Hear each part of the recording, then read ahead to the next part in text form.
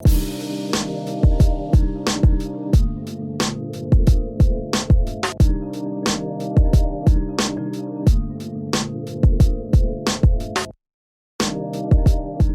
up everyone, it's Sean here, and today I'm back with a review of the Nike Air Max 1 Pinnacle in the mushroom colorway. During my trip to New York with Converse, I went into the Nike Lab store at 21 Mercer, and these just happened to be sitting there in my size. These are a women's shoe, so I did have to go up a size and a half to convert it to a men's size. The official colorway for this shoe is mushroom, light bone, oatmeal, and black, and they retailed for a price of $150 US, and they're available in Canada for $200. This shoe continues Nike's Pinnacle line by continuing on the trend with high quality materials and an exceptional build quality. This shoe is done in the remastered Air Max 1 shape, which was introduced not too long ago during Air Max month. So this means that this shoe has a very sloped and slanted toe box, and it doesn't have that boxy finish that's found on previous retros. The base layer of this shoe is made up of a perforated light bone colored leather that's found along this toe box area, along with around the ankle collar area right here.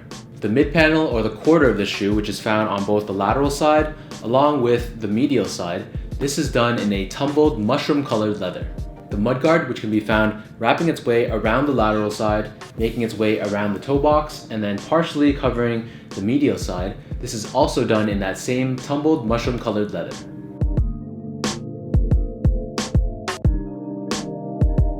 There's also accents of oatmeal colored leather that's found along this toe box area, along with wrapping around this back heel right here. And then speaking about the back heel, we have this Nike Air logo that's embroidered directly into the leather that's found right in the back. While the majority of the shoe does appear to be like a tan or a beige sort of color, they added some pop by incorporating hits of black.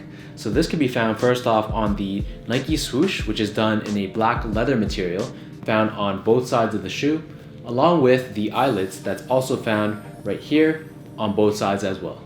The laces on these shoes are a flat style lace done in the oatmeal color, and they feature a speckling of light bone that's scattered within the lace. So in certain lights and certain angles, you can kind of see that it sort of has like a shimmering effect. Similar to the men's Pinnacles that released not too long ago, these ones also feature these metallic lace tips as well. The tongue on these shoes is done in a mushroom colored mesh material, and they feature this Nike Air Max branding found on the edge of the tongue.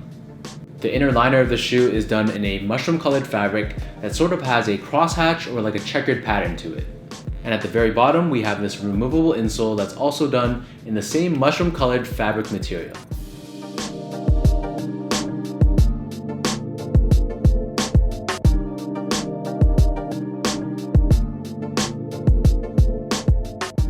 This shoe sits atop the sail colored midsole, and of course, it's not going to be an Air Max 1 without this visible Air Max unit that's found on the heel.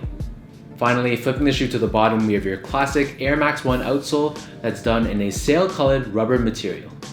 From a sizing standpoint, once again, these are a women's shoe.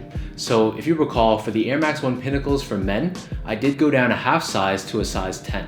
So to translate that size 10 into women's sizing, for Nike specifically, you do have to go up 1.5 sizes. So in the case for me, size 10 men's equals 11.5 women's. So I did pick up a very rare and elusive 11.5, which is honestly very hard to find. I was actually very fortunate that they just had the 11.5 left in store.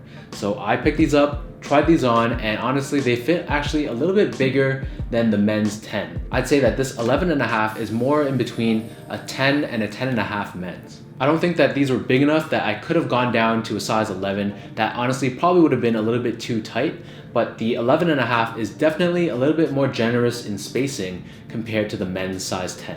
If you guys don't want to risk the men's to women's size conversion, there is also a men's version of this mushroom colorway coming out in the next week or two.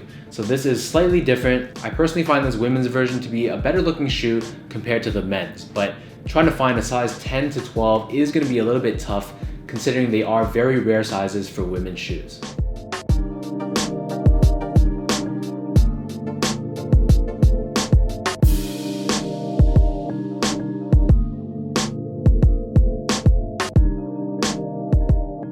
So now let me show you guys how these mushroom Air Max 1 Pinnacles look on feet.